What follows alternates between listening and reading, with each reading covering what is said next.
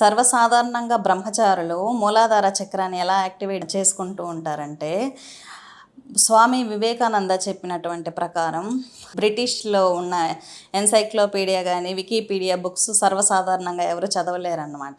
ఆయన శిష్యులు ఒకసారి ప్రశ్న ఇస్తే, "నువ్వు ఈ బుక్స్ అంతా తీసుకొని నా ముందు పెట్టు" అని 10 బుక్స్ 15 బుక్స్ అలా చూసి అలా పక్కన పెట్టేశారాయన. పక్కన పెట్టేసి, "నువ్వు ఏ క్వెషన్ అయినా వెయ్యి, నేను సమాధానం చెప్తా" అన్నాడు. వాళ్ళు శిష్యులు ప్రశ్న వేసినప్పుడు స్వామి వివేకానంద పలానా పేజీలో పలానా అక్షరం అనేది ఎక్కడుంది ఏంటని చెప్పారనమాట. అదెందుకు? తీవ్రమైన బ్రహ్మచర్యం వల్ల ఆ శక్తి అనేది లభిస్తుంది. ఆ శక్తిని ఫోటోగ్రాఫిక్ టెక్నాలజీ అంటాం. అంటే ఏంటంటే, ఒక పుస్తకాన్ని అలా తెరవంగానే ఒక్కసారి అలా చూడంగానే మైండ్లో ఫీడ్ అయిపోతుంది.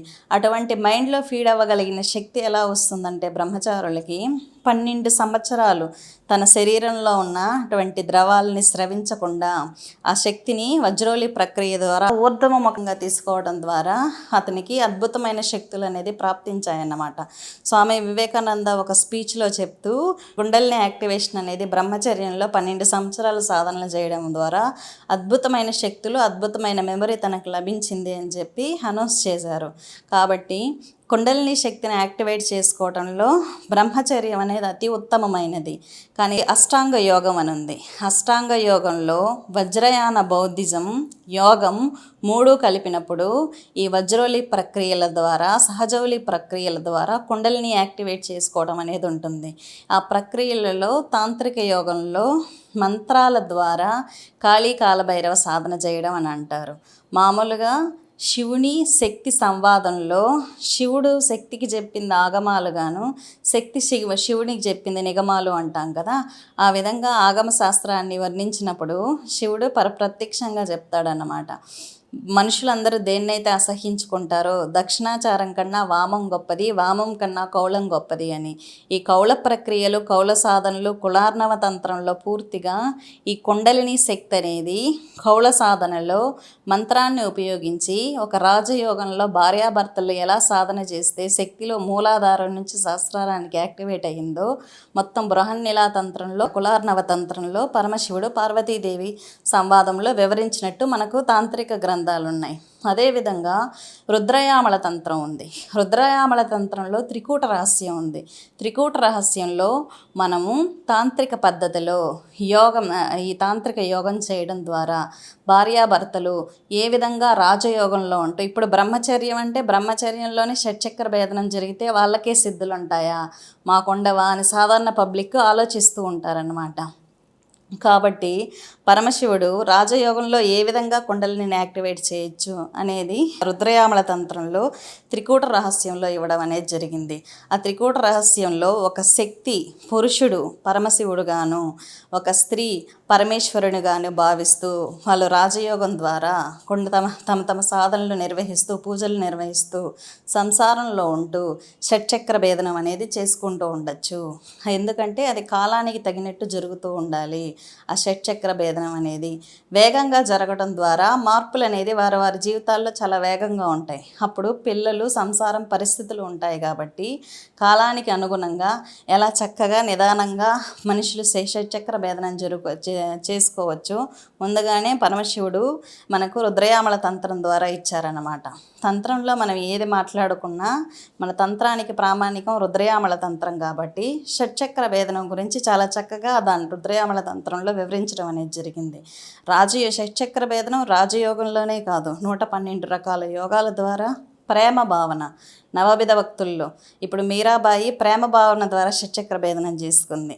హనుమంతుడు, గరుత్మంతుడు సేవ ద్వారా వాళ్ళకి తరించారన్నమాట. ప్రహ్లాదుడు నామజపం ద్వారా పరమాత్మని దర్శించాడు.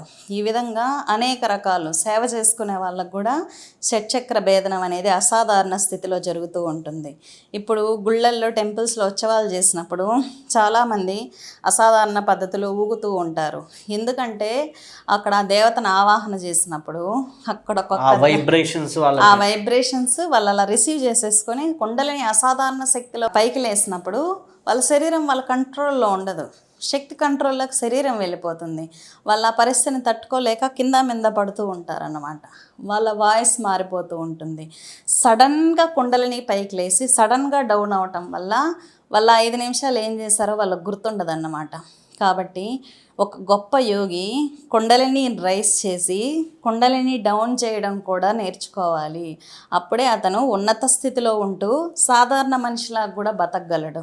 అయితే అమ్మ, కొంతమందికి ఇప్పుడు ఏమవుతుంది, కుండలిని రైజ్ అవుతుంది.